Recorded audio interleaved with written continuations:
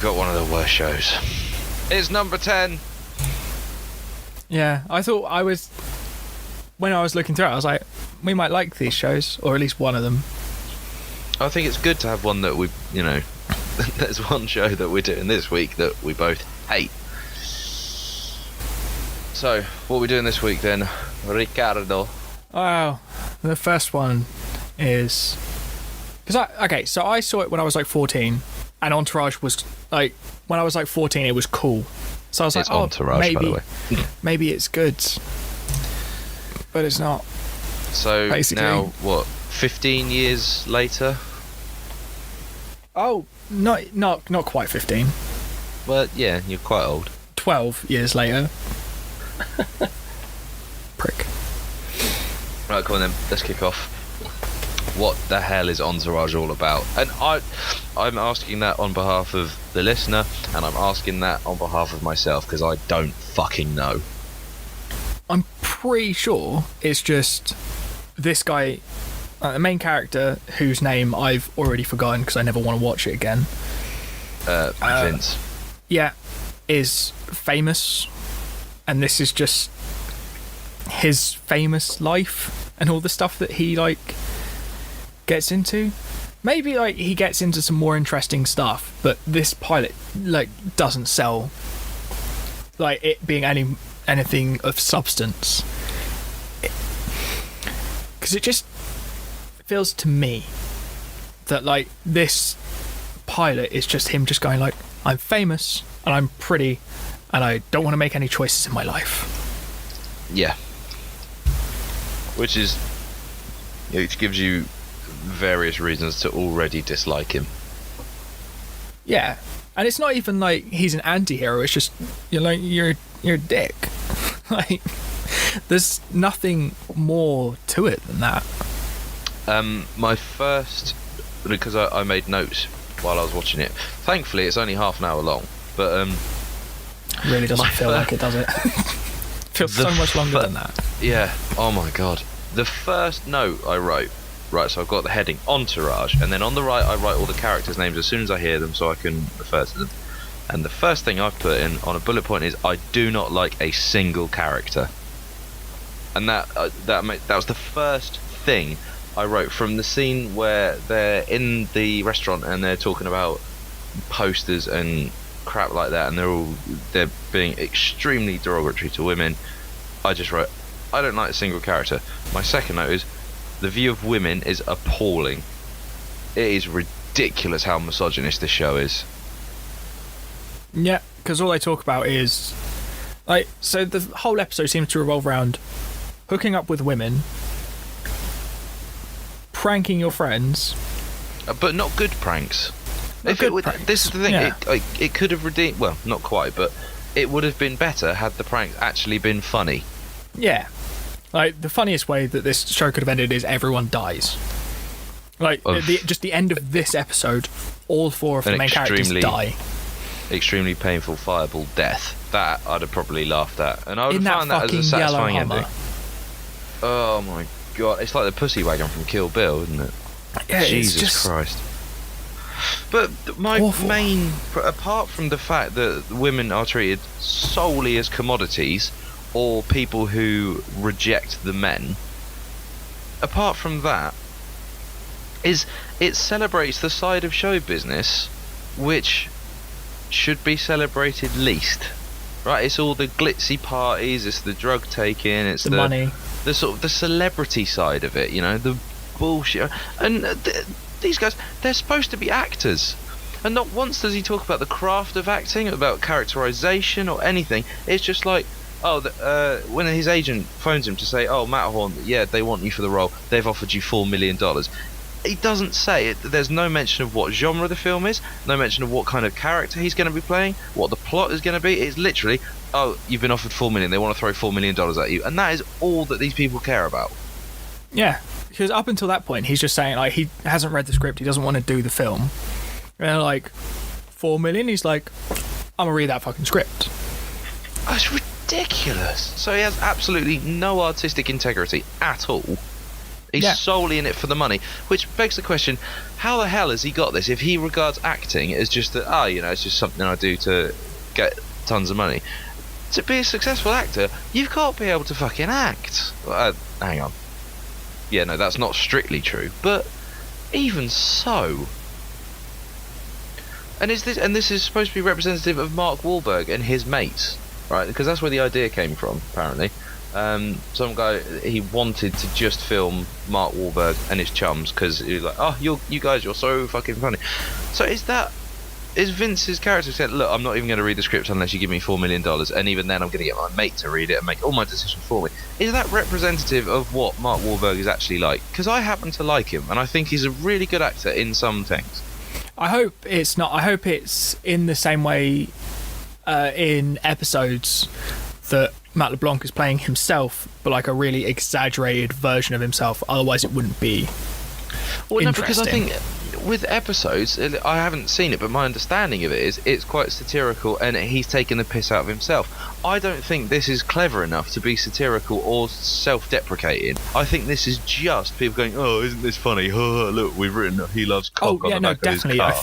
I think that's what this is. Yeah, like, well, episodes is written by.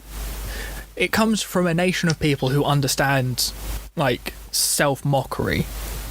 That's not to say that Americans don't, because there is some really good self-deprecating American comedy. Yeah, but it's not like it's a lot of British humour is just making fun of Britain and how shit Britain can be. Yeah. But this is just obviously celebrating like the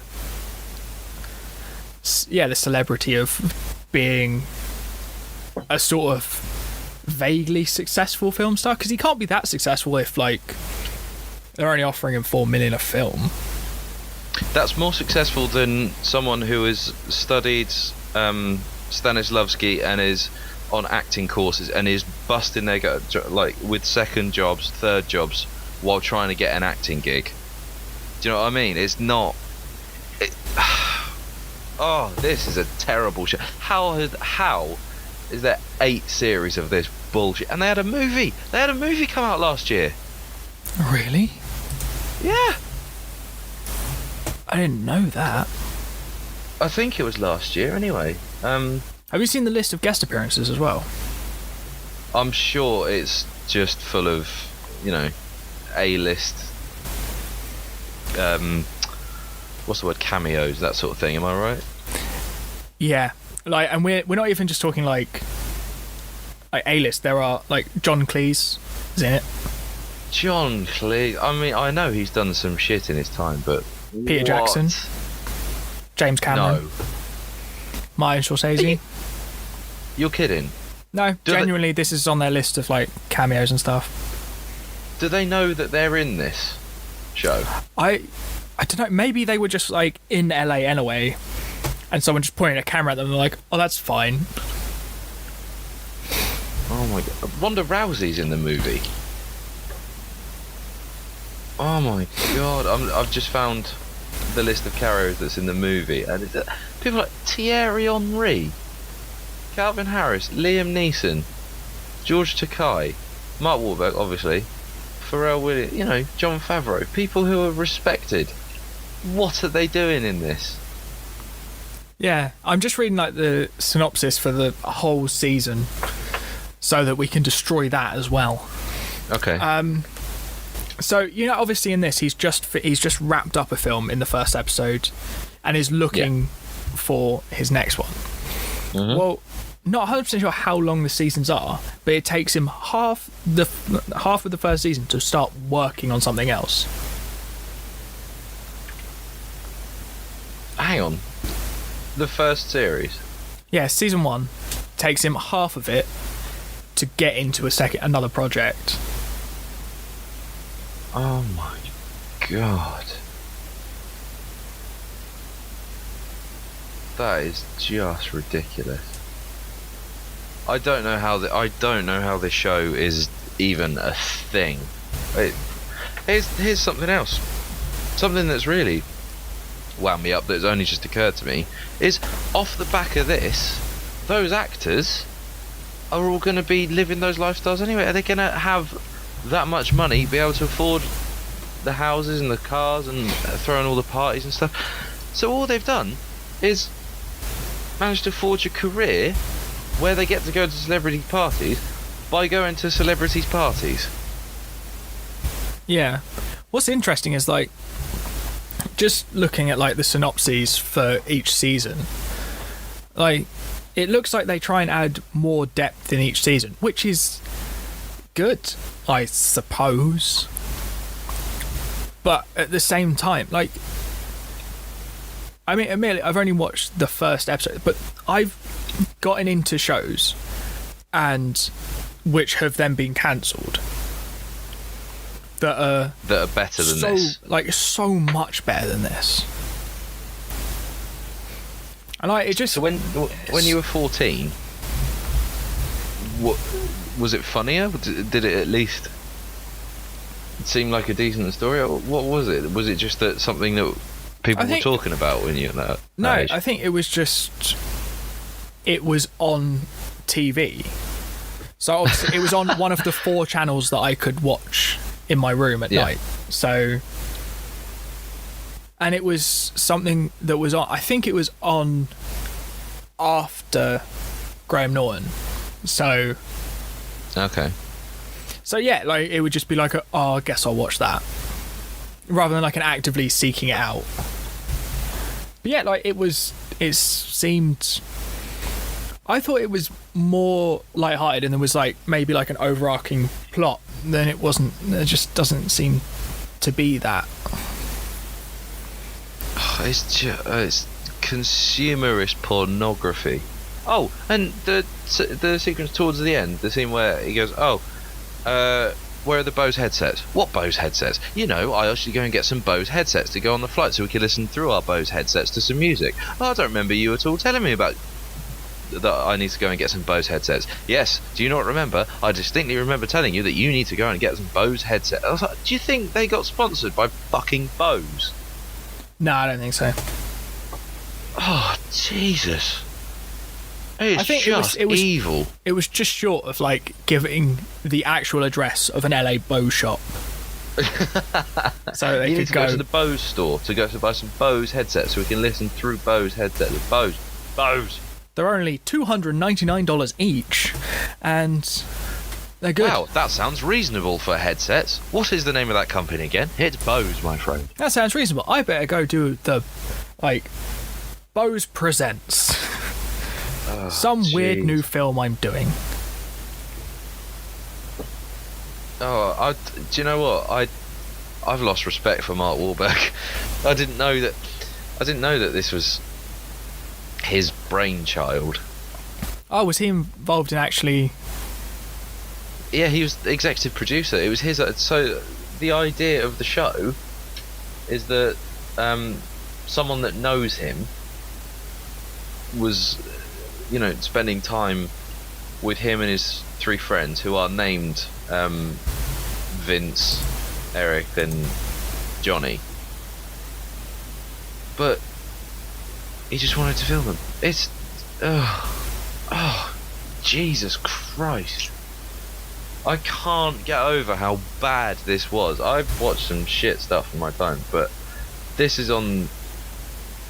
like similar to Don't Tell the Bride and all those crap reality TV shows. This would be better if it was a reality TV show. No, well, at least then you could legitimately hate the people. In here, you're hating the characters. The actors could go on and do, you know, whatever. They're potentially good actors. I don't know. I'm not sure I've seen any of them in anything else. Oh, I just cannot get over how terrible it is. Yeah. Like, there's not... I don't know how much I don't know what more else there is to say. It's just awful. It's still like, you know, look how much fucking money I've got. And there's a point where they say, oh, do you remember the pact we made? No girlfriends, no commitments. And at that point, right, well, my brain checked out. I do not give a shit. Just if you're gonna have this much money and dripping wealth and disgusting behaviour, what reason are you giving me to sympathise with you? And there is not one redeeming feature of any of those people. Having said that, the one decent thing I suppose you can say is that I don't even know the guy's name. What's his name? E, I think. When he tells Eric, his agent, like, oh no, he wants to do something that he loves, and it's like, yeah, okay, fine, but he's just accepted to do this film for 4 minutes. But I thought, well, okay, at least it shows that he's sticking with his mate, which in any other circumstance would be like, yeah, no, fair play, because he's your mate, you stick by him. But because they're such cunts, I don't think a TV show's made me this angry in a long time. Which is impressive. But yeah, like, maybe it could just be that we're watching it like retrospectively, and that it was, because it was released in, like, this episode came out in 2004, where that might have been maybe a more acceptable thing to have on TV. I'm not sure that misogyny and, you know, hateful people, even in the annals of time of 2004, even then, because I'm not sure how much that applies, because you can look at things from the 60s and there's less misogyny and you know, it's better than that. But no, you make a valid point. You know, perhaps it was a product of our time and people were just fucking stupider 12 years ago. I hope Jesus that's the case. Oh, how did this get made? And how did it go on for 8? We're gonna have to shift on to Empire, because this is just fucking disgrace. Alright, have any of these writers ever spoken to any woman ever? I'm guessing not. I don't think they are, because I think there's 3 women that have speaking parts. And one of them is to say, I don't want to have sex with you, so she is immediately, right, well, we don't want to fucking know you, piss off. And the others are all coerced into doing stuff with it. Right, come on, Empire. Yep, that sounds fair. Right, Empire then. I'm just going to get rid of all the Entourage related stuff on my computer. Right, Empire. You can... I'll do the descriptive Yeah, bit, right? you go through it, because I might just... Okay. Because I didn't like this either. What, as much as you didn't like Entourage? It was better than Entourage, but there are things that I don't like about this as well. Okay, Empire is at the start of the pilot we see it's weird because his name's Lucius Lyon, but it looks like it's spelled luscious, so I wasn't quite sure what it is. Anyway, he is the head of a very successful record company which produces hip-hop and R&B music called Empire. I think is it Empire Records or something? Anyway, Empire Entertainment. The company's Empire Entertainment, okay. And he, at the start of the show, has a press conference.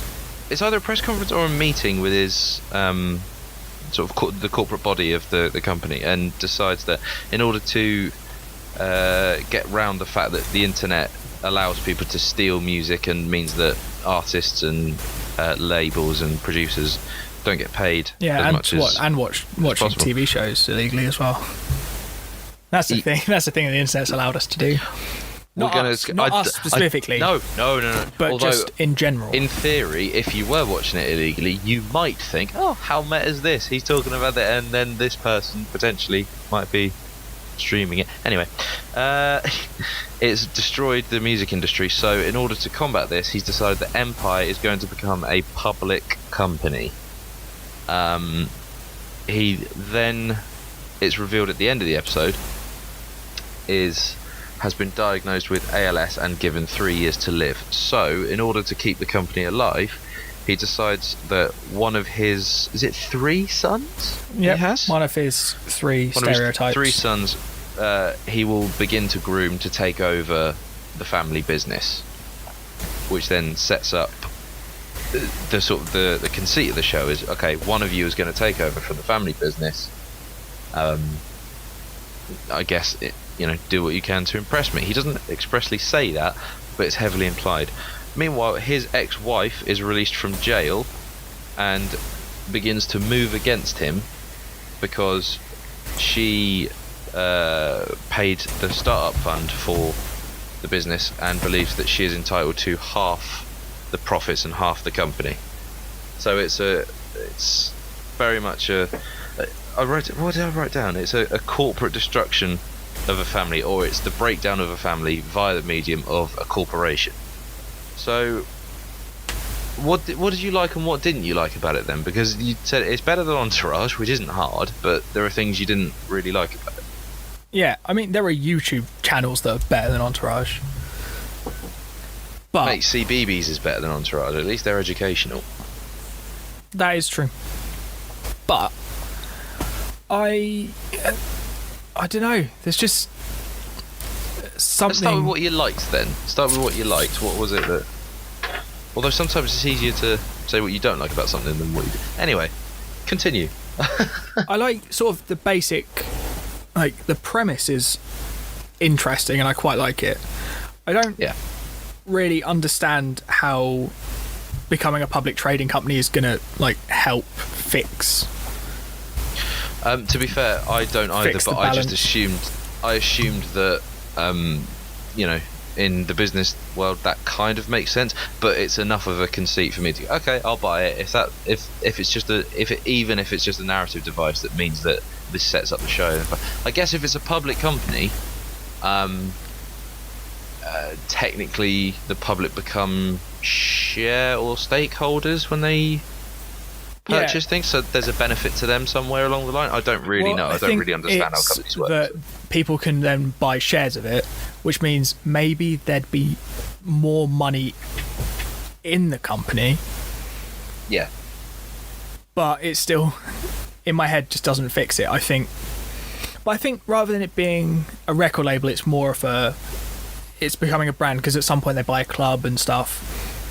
Yes. And I think I think the IPO is there, like the stock floating stuff is there, so that somewhere in the background a character could just buy half the company with some money that they've probably stolen from someone else or sold drugs for. Yeah. But maybe that does make sense then as a plot device. It's not I don't think it's, because the main crux of the story is that he has to pick his favourite son, which, as far as I can see, has already been picked. Like, he already has a favourite. Like, the one that he wants to take over the company. Yeah, I think it's... Well, I wouldn't be surprised if it comes to the point where Cookie, the boy's mum, has one son on side, Lucius has one son on his side, and then the other son is left sort of to in the pit them against each other. That was his entire thing, was like he's the kid done good. Like, we should probably throw out some names at this point. So Jamal sides with Cookie. Yep. Hakeem sides with Lucius, and Andre is left in the middle. Yeah. So Hakeem is a rapper, fairly decent. I thought he was quite good. Jamal is I'd say he's more a singer-songwriter, isn't he? But he is yeah, sort of like R&B sort of stuff. Yeah. He's rejected by his dad because he's gay, and that leaves Andre, who's the kid. He's the kid done good. Yeah, he's the one who's the corporate side. He's always in a suit, and that just pretty much tells you what you need to know. Yeah, and like he's come from that sort of so stereotypical background of like, oh, my dad was a bit of a gangster and a drug dealer, so was my mum. My mum's in prison, but I still went to university and college and stuff. And look, I've got a degree. He's the smart one. Who, for like the obvious choice. If you were going to pick someone to run a company, it's that guy. It doesn't matter that he's not super into the music and stuff. because you can hire people for that. Yeah. But his dad doesn't like him for, not doesn't like him, but doesn't respect him, like doesn't want him to run the company because of the music thing. And I just don't. Like, the thing what I don't like about it is why he's making them jump through hoops. Yeah, I think he's Why can't they run it together? I don't know. That's something that, you know, perhaps this is one massive altruistic movement to show, hey, guys, it's easier when you work together. You know, some bullshit thing like that. Perhaps it was. But did you ever watch the Louis Theroux documentary about Joe Jackson? Maybe. It's Michael Jackson's dad, and I thought that Terrence Howard has taken his cues from him, and he plays it very much like the sort of the strong father, but strong in a sense that he literally will push them to the nth degree to get a result that he's happy with. Well, you can see that in like the first scene when they're in a recording studio, and he just walks Yes. up to this, like, the soul singer. It's just like, remember that time you had to go identify a body? Sing me that. And it's just like, that's oh what? But Yeah, at the same time, it's like he got the result. Yeah, which, you know, it's, you know, you could argue, does the end justify the means or whatever? But yeah, okay. So the thing you didn't like Well, I don't about like it was all the of fact that the, it was like, just the, like, almost predictable, like, stereotypes and traits of each of his three kids that are just yeah. so, like, there's, like, the actual talented one, like, they're all talented in their own rights, but the most talented one is the one that he doesn't want at all involved. Yes. Because he's gay. Which is Jamal. Yeah. Oh, just dropped my pet. And then there's Hakeem, who's the rapper, who his dad loves, even though the song that his dad really liked was produced and initially performed with the one he hates. And he's just like, he just ignores, like, The fact that it was him. yeah, like, the, like, solid production, the fact that, like, just the way that he looked when he was performing it in the studio, it just looked so much more, like, organic and like what he wanted to be doing, and just ignores all of that because, oh, my son likes boys, so I hate him. And then he just almost ignores everything that's going on with the other son, who's pitting them against each other, like, so that he is the last man standing, which I didn't really. I was just like, well, what if they do really well and just form two separate music labels and you're left with nothing? That's how I imagine it would go down, because it would, I think my feelings having watched the pilot is that the fact is the idea that the sons realise at some point that they're being played off against each other by their parents and decide, do you know what, we don't want to take on your company. If this is still something that they want to do in the music industry, they'll say, we're going to start afresh and it's going to be us and it's going to be nothing to do with you. What's interesting is they're not 100% being played off against each other by their parents. It's the smart son and his wife who've just been like, oh, if we, because he's the one who gives Cookie the idea to take on Jamal and manage him, and then it's just like, and then she's like, oh, that's a good idea. So he's actually orchestrating all of this so that he gets, which what could be at the end of this, like, there could just be nothing left. Like, he's not guaranteed to be, or if they realise it and the four of them start working together, he's going to be left with nothing. So it's not a good play for the company, unless it's a cover so he can just buy up all the shares once it goes public. But I don't know. That'd be interesting. Okay, so and then there's the random, like, Lucius goes and just shoots one of his, like, friends from, like, childhood. Yeah, I mean, I think and something else that I wrote down was you start off watching the show with respect for Lucius, because clearly he's struggled. He's had to do some, not quite friendly things in his past. But you think, oh well, he's got this successful record label. He's done well, and you start off with respect for him. But by the end, he's set up as one of the show's villains, I feel. Yeah, I feel like if Empire Entertainment is going to fail, it's going to be entirely his fault. Because he's not willing to accept anyone else's point of view.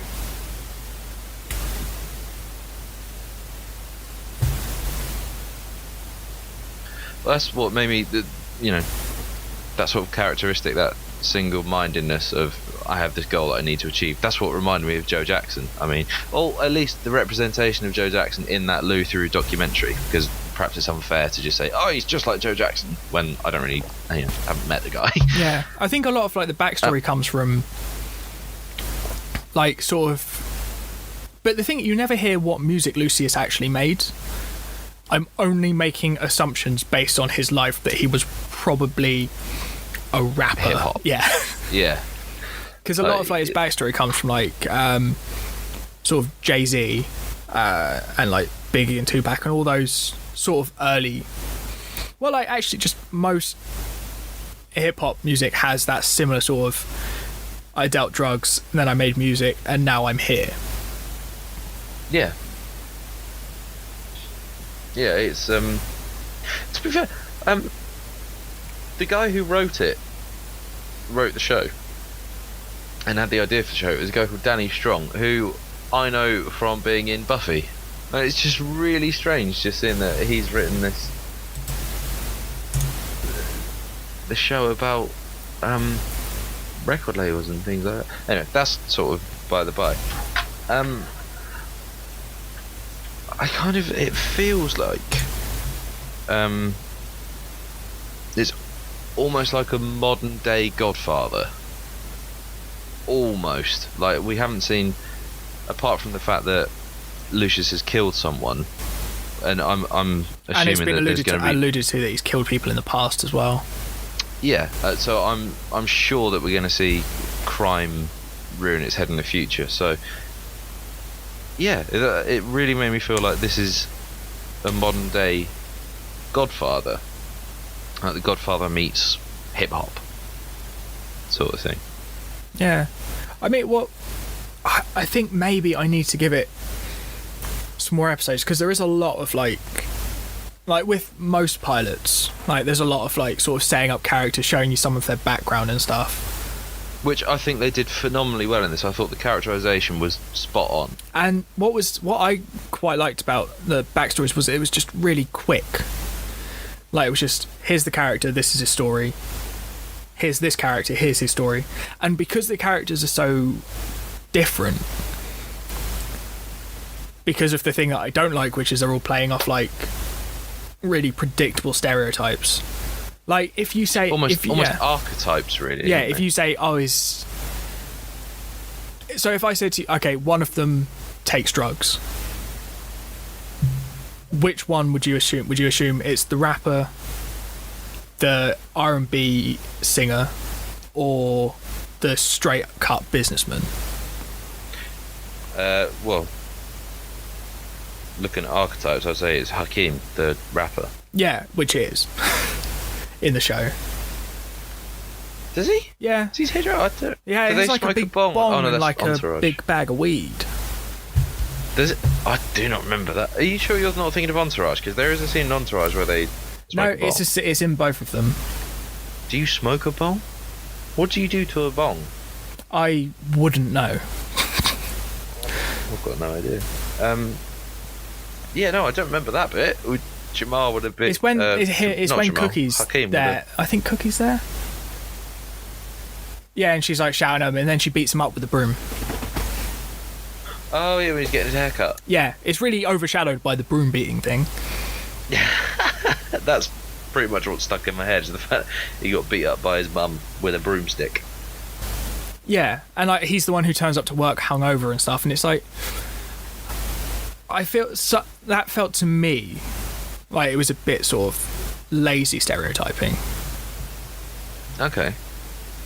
Is that your main is it your one and only yeah, my problem? main problem with it is sort it's of really archetypes? like it feels like you can almost see where it's gonna go, but to find out if I'm right or not, I'd have to watch it all. So yeah, that's true. But okay, so aside from that, did you care? Did you care for Jamal? Or I don't really care about Hakeem's story. I'm more interested to see Andre and Jamal like vying for their father's attention. Pretty much, that's what they're going to end up having to do.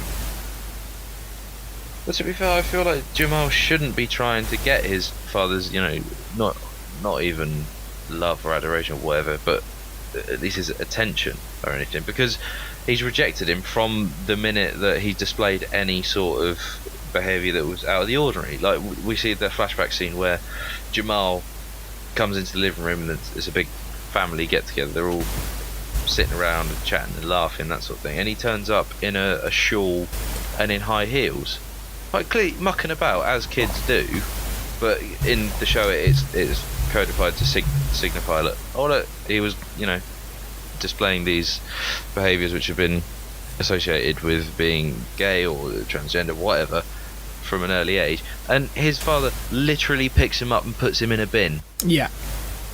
So I kind of feel like he shouldn't even be bothering to try, which is, I think, where he gets the idea to side with his mum and say, right, well, do you know what, we're going to fucking take him down. Well, and he did, there was that, the song that he sings in a bar. There's just literally, like, you can, like, just, if you just listen to the lyrics, you're like, he's singing about his dad. Because there's, like, a reference to, like, jumping through hoops and stuff, and... And you never loved me or anything. I was always trying to do the right thing. Blah, blah, blah. He might as well say you put me in a bin when I was a child, just to make it really, really clear.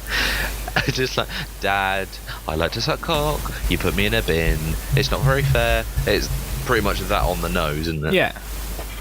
Although I still enjoyed that sequence, even though I was going, okay, this is a bit, it's a bit obvious, but I still enjoyed it. I quite enjoyed all the music and stuff in it. The music and stuff was all pretty solid. I quite enjoyed it. Over 12 original songs produced by Timbaland were featured in the pilot episode. I think Timbaland, he does solid stuff, and I think, largely the music in the show's great. That singer at the start's fantastic. The one that he says, "Hey, do you remember your brother died? Now sing." Yeah, that has. That scene in my head, I was like, if this is what the whole show is like, this is going to be brutal. But it's quite interesting because it's very sort of. Some of it reminds me of Wolf of Wall Street a bit. Yes, that's exactly what, when I was trying to think of it, it's The Godfather meets something to do with hip hop. I couldn't think of it, but the closest I think was Wolf of Wall Street. So it's Godfather meets hip hop by way of Wolf of Wall Street. Yeah, I'm really glad you said the same thing. There was a moment at the beginning that I thought, that I was just like, because initially there's like the song and some interaction around it in the studio, and then Cookie turns up and just starts playing on the piano and starts singing at him, and it's just like, no, let's not High School Musical this. Let's just because there's a piano in the room doesn't mean you need to sing everything. But then luckily it didn't go that way. But there was a moment I was like, is this a fucking musical? I hope it's not a musical. Yeah, I had that moment and I was like, oh no, I've just I've just watched Entourage. I do not need this shit. Oh god. Oh, Entourage was crap. But yeah, I might give this another few episodes to see where it goes. Yeah, I mean, it's. Do you know what? I'd give it the benefit of the doubt, even if it looks like it telegraphed quite clearly from the start where each character is. That might be a bluff, though. This is where his. Exactly, we just don't know at this point. So I think even if it is the most obvious and cliched and clean-cut through road, I'm probably still going to carry on watching it because I really enjoyed it. I'm really interested to see what's going on with it. And it's good to see what Terrence Howard's doing when he's not being the good roadie anymore. The good roadie. That's harsh. I think it. The other chap's okay. Can't remember his name. Terrence. No, that's Terrence Howard. Is the old roadie. The fact that you don't know his name is why he's not the good roadie. No, it's Don Gleeson. Don Gleeson? No, that doesn't sound right. Don. Oh God, what is his name? What is his name? The bad roadie. That's his name. His genuine name. He's not the bad. I'm looking at a picture of him and Don Cheadle. Oh my God, I was close. Don Gleeson. You know what I'm thinking of Don Gleeson for, don't you? He's in fucking Star Wars and Ex Machina. And that's painful. But then, like, with Terrence Howard, he's done films like this. He's done films like this before. Like, he was in Get Rich or Die Trying. And one of my good? Get Rich or Die Trying is alright. It's not like the best film. But there not many are. Yeah. There's one best film. Yeah. And he was in Four Brothers, which I really liked as well. But he's always been around in stuff that I've liked. So maybe, I should probably give this more of a chance than I have. So before we started chatting about it, were you going to give this another chance? No. So you've been convinced. Well, it's because discussing it actually helps you sort of. Because when I was watching it, I was focusing so heavily on. I was just like, there's so many lazy stereotypes in here. And now that talking about, because if I'd watched that not for this podcast, I would have just been like, nope, not going to watch that. But because I've watched, and now we've talked about it, and we've talked all the things through that I didn't like and that you liked and didn't like. Was there anything you didn't like? Because you haven't said anything you didn't like.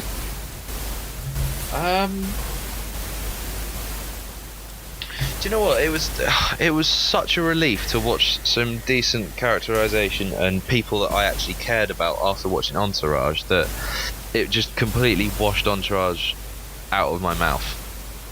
And I was so grateful to it that Is that why you like it? I'm sure that I like it because it's not Entourage. No, I just think I really like it. Like, there probably are some problems with it that I'm just not seeing for whatever reason. But from the very start, because I was watching it thinking, okay, we're about 5 minutes in and I've not really got an idea of what's going on. And then it gets to the scene where it's like, right, guys, company's doing this.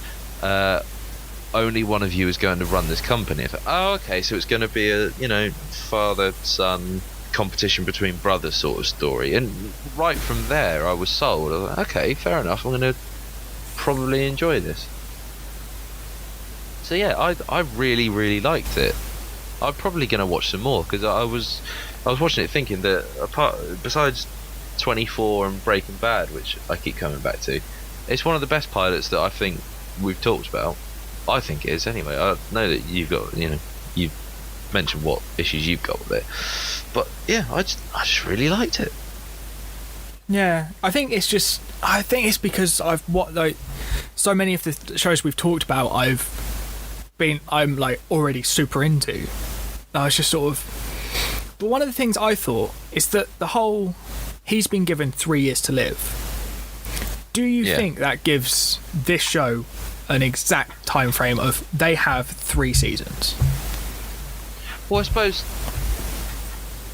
not necessarily, because they could easily say, something's gone wrong, and then suddenly he dies a lot quicker than expected, and he hasn't written down on a bit of paper who he wants to take over the business, or if he has, he's done it in secret, and it's completely out of left field, and it's the one you don't expect to get it, and then there's troubles around that. So I feel like I think what there's would be a number of interesting ways it could go. I feel like having I would quite like to see a show from the first episode go, this is how long we will run this show for, and then it will stop. That is something else. It would make it, because then it's not too long, and it's not. Yeah. And you don't ever. And if it was to get cancelled for whatever reason, you wouldn't get either like a lie to me ending where it just, like, the last episode of that show sets up a new season, and then there's no more made because it got cancelled. Or with other things where they have like a rushed and botched ending because it's been cancelled, but they have to tie up all these loose ends. And I feel like if you went in to a show like this going, right, we're going to make this many seasons, this many episodes, this is the main arc, and then what happens in between, I feel like that's one, brave in a pilot that might not even be made to be like, we're going to get 3 seasons. Or if it's going to run for more than 3 seasons, it has to have a bloody good reason to run for more than 3 seasons after him saying, I have 3 years to live. I mean, he could live for longer. Well, what was it in Breaking Bad? He's given a year, and then it gets to series 2 or 3 or whatever, and they say, okay, you've gone into remission, you bought yourself some more time. So, I think you're right. I think it would be a great idea, like, to contain your narrative to within a certain time frame, so you don't spill out into overstaying its welcome. Yeah, because even still, you could potentially, if you need to for moving the plot forward, you could kill him early, or have him in such a state that he is no longer able to actively run the company, but is still in a position to decide who gets the company.